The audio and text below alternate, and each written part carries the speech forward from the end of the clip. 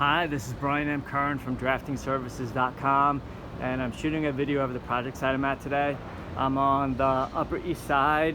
I'm on the roof of a townhouse. It's about 4 stories, 3 family, and I'm creating existing condition drawings of it.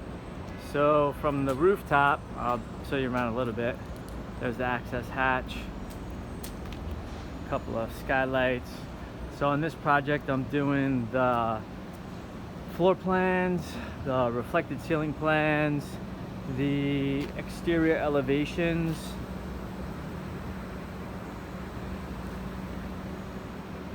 and let's see, floor plans, RCP, exterior elevations, and that's it. There's a neighboring house.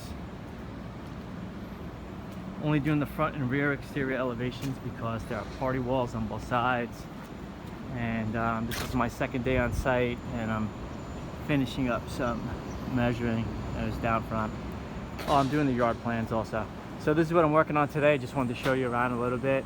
Thank you for viewing my video, and if you ever have a need for existing condition floor plans, then please feel free to give me a ring anytime, and have a fantastic day.